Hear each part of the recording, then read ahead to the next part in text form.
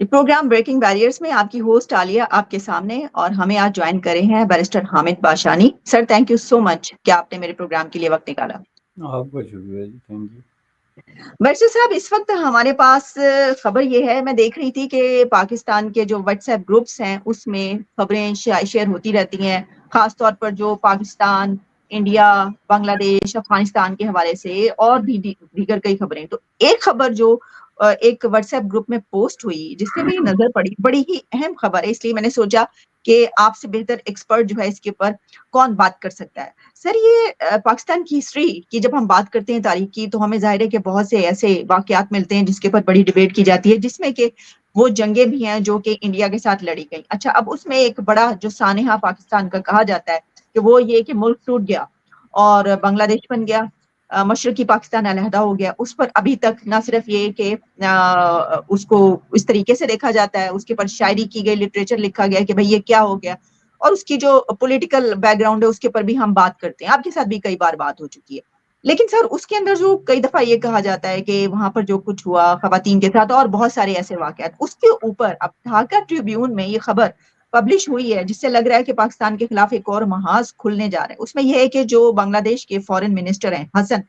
انہوں نے کہا ہے کہ وہ ایک سیل بنا رہے ہیں، اور یہ سیل جو ہے یہ بنگلہ دیش میں جو نسل کشی ہوئی اس کو ریکگنائز کروائے گا پوری دنیا سے. انٹرنیشنل ورلڈ کے سامنے وہ چیز دوبارہ لائی جائے گی، اس کو ریکگنائز کروایا جائے گا، اور اس کے اوپر جو ہے دنیا کو اکٹھا کیا جائے گا کہ بنگلہ دیش کے خلاف جو ہے وہ 1971 میں کیا ہوا ہے. تو بیشر صاحب، میرا سوال یہ ہے کہ بات تو اب یہ پرانی ہو گئی، تاریخ بن گئی، اور اب اس طریقے سے باقاعدہ ان کے فورن منسٹر کا یہ کہنا کہ ایک سیل بنایا جانا، تو آپ کو کیا لگتا ہے کہ اس کی کوئی خاص وجہ ہے کہ اس کو دوبارہ سے وہ جو ہے وہ کہہ رہے ہیں وہ اٹھائیں گے اس مسئلے کو، اور اس سے پاکستان کے اوپر جو ہے کیا نتائج مرتب ہو سکتے ہیں؟ سر، اوور ٹو یو. دیکھیں جی، پہلی بات یہ ہے کہ اس طرح کے جو واقعات ہوتے ہیں وہ کبھی بھی پرانے نہیں ہوتے. ان معنوں میں کہ ان واقعات کے جو اثرات اور نتائج ہیں وہ بڑا عرصہ رہتے ہیں، اور اس میں کئی دفعہ جو ہے وہ نیکسٹ جنریشن یا اس سے آگے آنے والی جنریشن جو ہیں وہ ان کو اٹھاتے ہیں. چونکہ ظاہر ہے کہ اس طرح کی جو سچویشنز ہوتی ہیں وہ بہت ساری حالات کے ساتھ مشروط ہوتی ہیں. اس وقت جو 71 کی سچویشن تھی، تو اس کے فوراً آزادی کے فوراً بعد بنگلہ دیش کا سب سے بڑا مطالبہ یہی تھا کہ اس سے آگے بڑھنے کے سے پہلے سب سے پہلے جو ہے یہ دیکھا جائے کہ یہاں پہ جو جینوسائیڈ ہوئی ہے اور جو وار کرائم، نسل کشی ہوئی ہے، اس کا جو ہے وہ پاکستان کی سول اور ملٹری اتھارٹیز جو ہیں وہ ایکولی رسپانسیبل ہیں، اور اس کے بغیر یہ ہو ہی نہیں سکتا تھا، کیونکہ اس وقت ظاہر اختیارات کا سر چشمہ جو ہے وہ پاکستان یعنی مغربی پاکستان بیسڈ حکمران تھے، اور اس میں جو فوجی ان کے سربراہ تھے وہ بھی وہی لوگ تھے. ان کے آرڈرز کو ایگزیکیوٹ کرنے کے لیے جو لوگ بنگلہ دیش کی سرزمین پہ بیٹھے ہوئے تھے وہ بھی وہی لوگ تھے. اور پھر اس سارے معاملے کو ٹیکل کرنے کے لیے جو سویلین اس وقت بھیجے گئے، جنہوں نے جا کے، جس کی طرف آپ نے بات کی کہ زیادہ تر جو خواتین کا جو ریپ ہوئے ہو یا ظلم تشدد ہوا یا بے حرمتی ہوئی، اس میں سویلین کی ایک بہت بڑی تعداد بھی اس لیے شامل تھی کہ اس میں اس طرح کے اسلامک فنڈامنٹلسٹ گروپ تھے جن کو مختلف تنظیموں کے زیر اثر باقاعدہ بھیجا گیا تھا. جو اس وقت کی ملٹری جو قیادت تھی اس کی سرپرستی میں وہاں جا کے تو باقول ان کے امن قائم کرنے کی کوشش کر رہے تھے، یا بنگالی رائے عامہ کو جو ہے وہ تبدیل کرنے کی کوشش کر رہے تھے. تو وہ لوگ اس میں بڑے پیمانے پہ انوالو تھے، جس میں کہ جماعت اسلامی کو باقاعدہ پوائنٹ آؤٹ کیا گیا، جس کی ریفلیکشن آپ نے بعد میں دیکھا کہ جب بنگلہ دیش کے خود اندر اپنے ٹرائبونلز اور کورٹس نے جو یہ سزا کا سلسلہ شروع کیا، جس میں بہت سارے اس جماعت کے لیڈروں کو سزائے موت ہوئی یا عمر قید ہوئی یا اس طرح کی لمبی لمبی سزائیں دی گئی، تو وہ باقاعدہ ایک اوپن کورٹ پروسیس کے اندر انہوں نے پروو کیا ان کو باقاعدہ ڈیفنس کا موقع دے کے کہ یہ 1971 کے واقعات میں ان کے الفاظ میں جو فورسز آف آکوپیشن تھی یہ ان کا حصہ تھے، اور ان کے ساتھ مل کے تو انہوں نے بنگلہ دیش کی جو لوکل پاپولیشن ہے اس کے خلاف جو ایٹراسٹیز ہیں یا جو پرائیویٹلی انہوں نے جو کرمنل ایکٹس کیے ہیں جس میں جو ہے وہ بے حرمتیاں اور ریپ اور اس طرح کی چیزیں شامل ہیں، تو یہ اس کے ذمہ دار ہیں، اور عدالتوں نے ان کو ذمہ دار ٹھہرایا، جس پہ بہت بڑے انٹرنیشنل ڈیبیٹ بھی ہوئے، اور دنیا کی بڑی تعداد نے جو ہے اس پہ بات بھی کی، تو یہ کوئی خفیہ بات نہیں ہے۔ تو یہ جو ہے ابھی کل کی بات ہے کہ اگر بنگلہ دیش جو ہے اپنے ان شہریوں کے خلاف جنہوں نے اس وقت 71 میں آزادی کی تحریک کے دوران بیرونی قوتوں کے ساتھ مل کے تو یہ سارے معاملات میں حصہ لیا، اگر ان کے خلاف جو ہے وہ 40-50 سال بعد مقدمات چلائے جا سکتے ہیں، ان کو سزا دی جا سکتی ہے، تو یہ اصول پر ظاہر ہے پاکستان میں بیٹھے ہوئے لوگوں پہ بھی اپلائی ہوتا ہے نا، اس کے لیے تو اس کو آپ کوئی بہت پرانا معاملہ قرار نہیں دے سکتے۔ اور حقیقت میں جیسا کہ میں نے پہلے کہا تھا کہ یہ جو معاملات تھے نا وار کرمنلز والے، یہ بنگلہ دیش نے کبھی بھی گیو اپ نہیں کیا تھا۔ مجھے یاد ہے کہ ایک جنرل صاحب جو اس معاملے میں انوالو تھے، یہ چونکہ عام ایک بات نہیں تھی، لیکن ایک دفعہ ان میں سے ایک جنرل صاحب نے کینیڈا کا دورہ کیا، تو اس وقت بنگلہ دیش کا جو یہاں پہ جو مشنز ہیں یا ایمبیسیز ہیں انہوں نے اس مسئلے کو اٹھایا تھا کہ یہ صاحب جو ہیں یہ وار کرائمز میں وانٹڈ تھے، 71 میں جینوسائیڈ میں ان کا نام آتا تھا، تو وہ اس طرح اپنے اپنے اثر و رسوخ کے حساب سے جہاں کہیں ان کو موقع ملتا تھا وہ بات اٹھاتے تھے۔ لیکن وہ بات وہیں ہوتی ہے نا کہ جب آپ جو ہے وہ کمزور سائڈ پہ ہیں، ٹیبل کی دوسری طرف ہیں،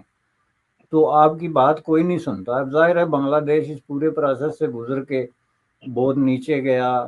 پھر اس کے اندر کئی طرح کی سٹرگلز کے نتیجے میں وہ پھر اوپر اٹھا، پھر اس نے ترقی کرنی شروع کی، اپنی معیشت بہتر کی، اپنے اندر ایک سطح کی پولیٹیکل سٹیبلٹی لائی، تو وہ پھر اس پوزیشن میں اب آئے ہیں کہ وہ ان چیزوں کی طرف بھی دیکھ سکیں کہ اب ہم نے جو ہے وہ کیا کرنا ہے۔ لیکن یہ پوزیشن ان کی اس وقت بھی کلیئر تھی، انہوں نے انڈیا کے ساتھ بھی یہ مسئلہ اٹھایا کہ یہ جو 91,000 لوگ اریسٹ ہوئے ہیں جو وار اس میں قیدی ہیں، ان کو اس وقت تک رہا نہیں کیا جانا چاہیے جب تک کہ یہ جینوسائیڈ والا معاملہ جو ہے اس کو ریزالو نہیں کیا جاتا۔ لیکن اس وقت چونکہ ایک انٹرنیشنل ماحول ایسا بن گیا تھا جس کے اندر بارگیننگ کر کے بنگلہ دیش کو تسلیم کرنے کے نام پہ پاکستان نے ایک طرح کی جو ایمنیسٹی لی اپنے فوجیوں کے لیے جن کے اوپر اس طرح کے چارجز تھے،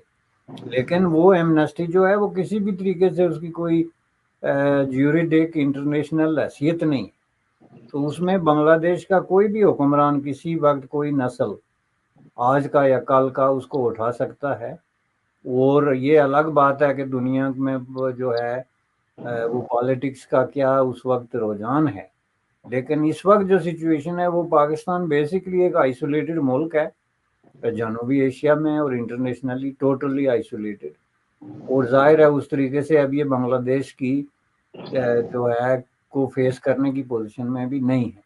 اور اگر بنگلہ دیش اس کو اٹھاتا ہے تو یہ پاکستان کے لیے ایک بہت بڑا ایشو جو ہے وہ ڈیفینیٹلی ہے اور ایک بہت بڑا چیلنج ہے۔ اچھا سر، اس کے اندر ہم نے دیکھا کہ جب ہم دیکھتے ہیں تاریخ میں دنیا میں جو جنگیں ہوئی اس میں یہ تو سبھی جانتے ہیں کہ جنگوں کے دوران جو سب سے زیادہ وکٹم اور ظلم کا شکار ہوتے ہیں یا عورتیں ہوتی ہیں یا بچے ہوتے ہیں۔ اس میں کئی ایسی واقعات ہوئے دنیا میں جس کے حوالے سے پھر بعد میں ان کو یا تو ریکنسیلیشن کی گئی، یعنی بہت ساری چیزوں میں، یا پھر یہ ہے کہ کچھ ایسے اسٹیپس نظر آئے، یعنی آپ برلن وال سے آپ لے لیں تو اس سے آگے بڑھتے بڑھتے بہت سارے کنٹریز میں بہت کچھ ہوا۔ لیکن کیا یہ جو کامنٹ ہے، یہ جو بنگلہ دیش کے فارن منسٹر ہیں وہ ایک سیمینار میں بات کر رہے تھے، اور اس سیمینار کا ٹاپک ہی یہ تھا کہ جو بنگلہ دیش میں نسل کشی جو ہوئی ہے 71 میں، اچھا اس میں انہوں نے ایک کامنٹ کیا، تو کیا آپ سمجھتے ہیں کہ یہ صرف ایک کامنٹ ہے یا وہ اس بارے میں سیریس ہیں، اور وہ جو کہہ رہے ہیں کہ سیلف فارم کریں گے وہ واقعی ایسا کریں گے اور اس کو واقعی بہت آگے تک لے کر جائیں گے؟ اور پھر اگر ایسا ہوگا بیرسٹر صاحب تو پاکستان کی طرف سے پھر یہ کہا جائے گا کہ دیکھیے اس کے پیچھے یہ ایجنڈا ہے یا اس کے پیچھے یہ عناصر ہیں جو ایسا کروا رہے ہیں، تو اس کے اوپر کیا کہیں گے آپ؟ نہیں، وہ پاکستان کی طرف سے تو یہی جواب ہوگا کہ اس کے پیچھے انڈیا ہے، جیسا کہ عام روز اس طرح کے معاملات میں ہوتا ہے. لیکن بنیادی طور پہ یہ جو ہے جینون قسم کی گریونسز ہیں جو بنگلہ دیش کے عوام، وہاں کی حکومتوں اور وہاں کی سول سوسائٹی کے مشترکہ آپ ایک دکھ یا درد کہہ سکتے ہیں. اس بنیاد پہ یہ کوئی معمولی واقعہ نہیں ہوا ہے. اتنے بڑی ملین کی تعداد میں جو لوگ متاثر ہوئے ہیں کسی نہ کسی شکل میں، اور ہزاروں لاکھوں کی تعداد میں لوگوں نے سفر کیا، اور اسپیسیفکلی جو عورتوں اور بچوں نے. تو ظاہر ہے یہ کوئی ایسی چیز نہیں ہے جس پہ بارگین کر دی جائے کہ آپ بنگلہ دیش کو تسلیم کر لیں تو ہم اس کو گیو اپ کر دیتے ہیں. میں نے جیسا کہ کہا کہ وہ اس جنریشن کا ایک مسئلہ تھا،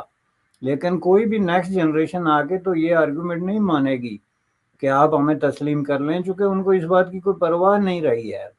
کہ آپ ان کو تسلیم کرتے ہیں یا نہیں کرتے. نمبر ایک. نمبر دو، اس طرح کے جو انڈر ٹیکنگز ہوتی ہیں وہ ظاہر ہے بہت بڑی ایک انٹرنیشنل اسٹرینتھ، ایک انٹرنیشنل اکنامک کیپیبلٹی، یہ ساری چیزوں کی تقاضا ہے. تو یہ چیزیں اگر آپ کے پاس نہیں ہیں تو آپ نہیں کر سکتے. تو بنگلہ دیش اس پوزیشن میں نہیں تھا تو اس کا مطلب یہ نہیں کہ انہوں نے گیو اپ کر لیا تھا. یہ ہسٹری میں بے شمار اس طرح کے واقعات ہیں جب دوسری قوموں نے جن کے ساتھ کوئی ظلم ہوا ہے، جبر ہوا ہے، تو مناسب وقت میں انہوں نے اس کو اٹھایا، جس کے پیچھے کہیں سال، کہیں ڈیکڈ بھی جو ہے وہ گزر چکے ہوتے تھے. تو اب بنیادی طور پہ یہ جو بنگلہ دیش کی ٹریجڈی تھی جس کے نتیجے میں بنگلہ دیش ایک آزاد ملک بنا، اس کی ہسٹری کا ایک بہت ہی امپارٹنٹ قسم کا ایک حصہ ہے، اور اس کا تعلق پاکستان کے ساتھ تعلقات کے ساتھ بھی ہے. اور آپ یہ دیکھ لیں کہ Pakistan despite having several opportunities اس کو آج تک ایڈریس کرنے میں ناکام رہا ہے. یعنی اتنے سال گزرنے کے باوجود نصف صدی گزر گئی اور پاکستان اس کو ریکنسائل نہیں کر سکا. اس کی وجہ کیا ہے کہ یہ پاکستان کی جو روایتی رولنگ ایلیٹ ہے وہ اس چیز پہ انسسٹ کر رہی ہے کہ انہوں نے کچھ غلط نہیں کیا، جبکہ بنگلہ دیش کا جو عوام ہے اور وہاں کی جو سول سوسائٹی ہے اور وہاں کے جو حکمران ہیں وہ اس پہ انسسٹ کر رہے ہیں کہ انہوں نے غلط کیا، جس کی ان کو معافی مانگنی چاہیے. تو اب آ کے پاکستان اور بنگلہ دیش کے درمیان جو زیرو نوعیت کے تعلقات ہیں اس کے پیچھے یہ بھی ایک بڑا فیکٹر ہے کہ یہ چیز جو ہے یہ ابھی تک باقاعدہ ڈسکس ہو کے تو اس کا حل نکالنے کی طرف جو ہے وہ پیش قدمی نہیں ہوئی ہے. تو اس حساب سے میں سمجھتا ہوں کہ یہ ایشو اٹھے گا، اور پھر اس بنیاد پہ ممکن ہے کہ یہ بارگین ہو کہ پاکستان معافی مانگ لے، جو کہ اب خود پاکستان کے دانشوروں کی ایک بہت بڑی تعداد اور وہاں کی جو رولنگ ایلیٹ ہے اس کا بھی ایک بڑا حصہ اس چیز پہ ابھی یہ کنونس ہو گیا ہے کہ یہ ہم نے جو کچھ کیا یہ غلط کیا. وہاں پہ تاریخ کا بدترین ظلم اور تشدد ہوا، وہاں پہ ریاست کو جو ہے خود اپنے عوام کے خلاف بے دردی سے استعمال کیا گیا، وہاں پہ جو قتل و غارت گری اور خون خرابہ ہوا. تو اس کا ریاست کو ذمہ داری لینی چاہیے، اور یہ ذمہ داری لے کے تو بنگلہ دیش کے عوام سے وہ اگر معافی مانگے تو میں سمجھتا ہوں کہ یہ مسئلہ ریزالو ہو سکتا ہے. تو ورنہ بشیر صاحب، سوری ٹو انٹرپٹ یو، تو اس کا مطلب یہ ہوا کہ یہ اس وقت اس ٹائمنگ میں ان کا یہ ایشو اوپر لانا، اس سوال کو اٹھانا، اس کے پیچھے اگر یہ ایجنڈا نہیں ہے کہ وہ کچھ اور چاہتے ہیں یا پاکستان سے اپنے آپ کو ریکگنائز کروانا چاہتے ہیں، کیونکہ اس سے ان کو کوئی فرق نہیں پڑتا، وہ زیادہ بہتر اکانومی ہے، وہ زیادہ اچھے جا رہے ہیں، ان کو کیا اس سے. تو لیکن یہ ضرور بات ہے کہ وہ یہ چاہتے ہوں کہ معافی مانگ لے تو یہ مسئلہ حل ہو سکتا ہے. تو اس کو ہم اس طریقے سے لیں، یا آپ سمجھتے ہیں کہ اس کے علاوہ بھی وہ یہ سمجھتے ہیں کہ معافی سے بھی کیا کام نہیں چلے گا؟ نہیں، یہ بات یہ نہیں کہ وہ اس سے کیا گین کرنا چاہتے ہیں. اچھا، بات یہ ہے کہ اس وقت وہ اس سے پہلے اس پوزیشن میں ہی نہیں تھے. جیسا کہ میں نے کہا، جو کہ بنگلہ دیش تو بنیادی طور پہ ایک ڈس ایڈوانٹیج شکل میں تھا. اگر آپ ان کی طرف جائیں کہ جو تقسیم کے بعد کی سچویشن تھی، پاکستان تو آج تک انڈیا پہ یہ شکوہ کرتا ہے کہ انہوں نے ہمارے اتنے پیسے نہیں دیے تھے،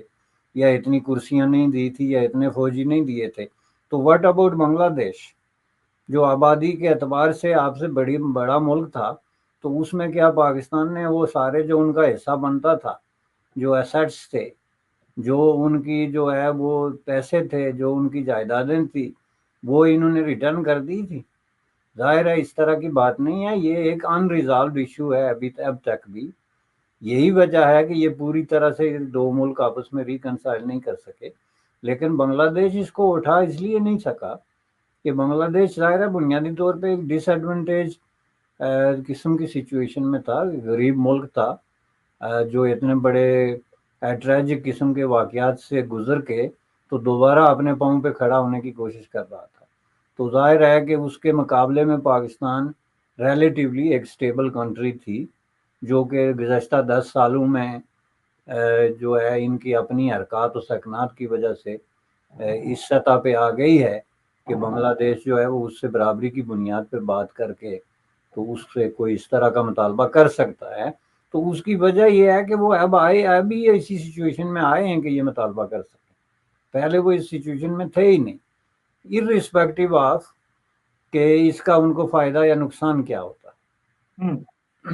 ٹھیک. تو سر یہ ایک تو یہ کہ جب آپ یہ بات کر رہے تھے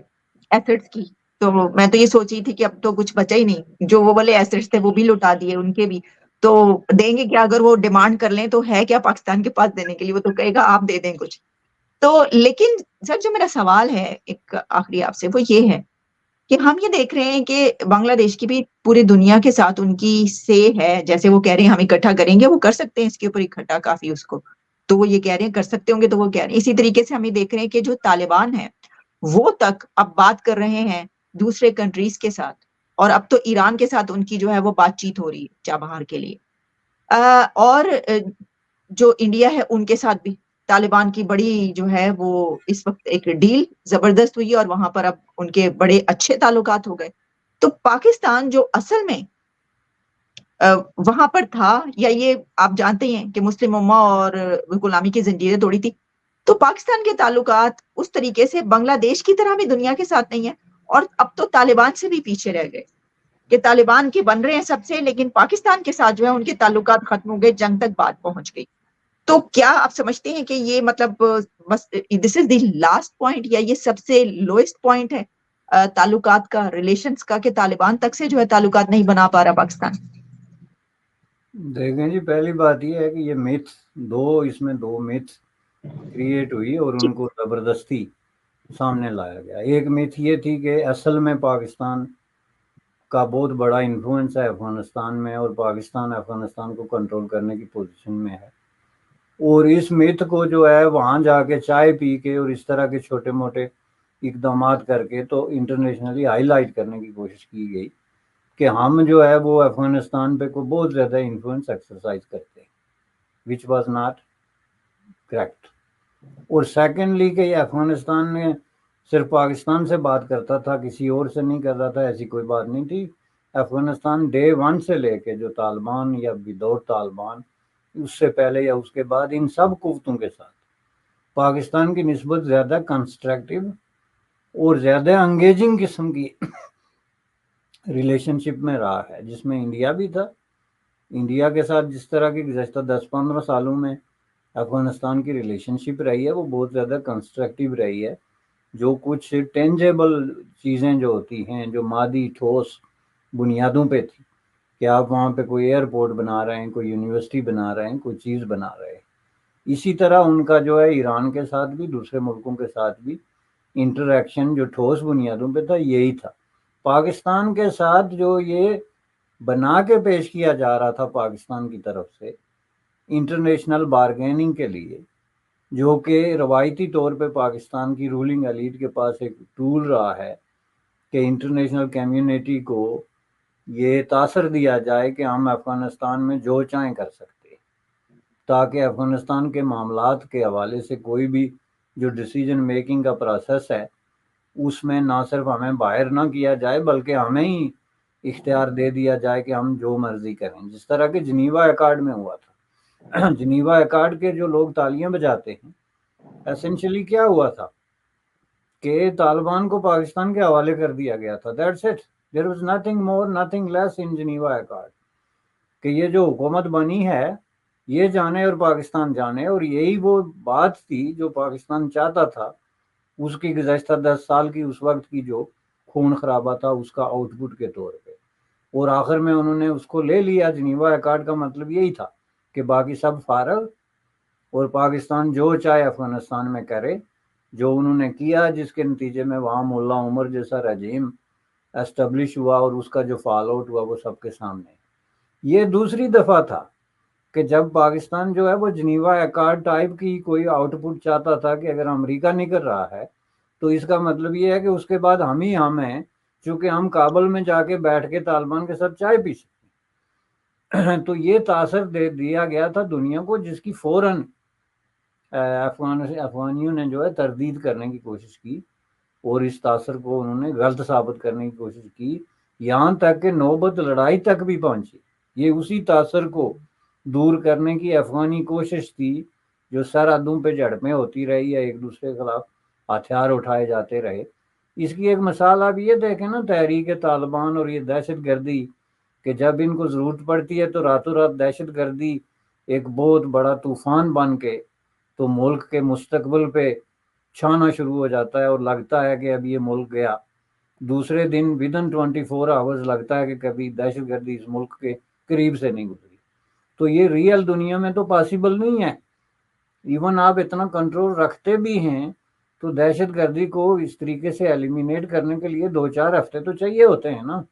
راتوں رات تو آپ دونوں کام نہیں کر سکتے. تو یہ صرف دنیا کو ڈسپلے کرنے کے لیے پالیسیاں بنائی جاتی رہے افغانستان کے حوالے سے, جس کا نمبر 1 مقصد یہ تھا کہ افغانستان ہماری جیب میں ہے اور افغانستان کے حوالے سے کوئی بھی ڈیسیجن میکنگ ہے تو اس میں ہمارے بغیر بات نہیں بن سکتی. یہ تھا پاکستان کا ڈریم کہ اس طریقے سے ہم جو ہے اس خطے میں اپنا کنٹرول اور اپنی جو گرفت ہے اس کو مضبوط کر سکتے ہیں, جو کہ ہوا نہیں. اور جو سچویشن بنی اب 4 بہار میں ہو یا ایران کے ساتھ ان کا جو نیولی فاؤنڈیڈ قسم کا جو ریلیشن شپ ہے یا انڈیا کے ساتھ جو انہوں نے ری نیگوشیٹ کرنا شروع کیا, یہ ساری چیزیں جو ہیں یہ اسی کا حصہ ہے. الٹ ہو گیا یعنی سر, یہ تو الٹ ہو گیا نا, یہ جنگ تک بات پہنچ گئی. بالکل ایگزیکٹلی. جی تو مسٹر حامد باشانی صاحب, سر تھینک یو سو مچ, آپ کا بہت بہت شکریہ, آپ نے میرے پروگرام کے لیے ٹائم نکالا اور ان ڈیپتھ انالیسس پیش کیا ہمارے ویورز کے سامنے. دوبارہ بھی آپ سے بات ہوگی sir. Thanks a lot. Thank you.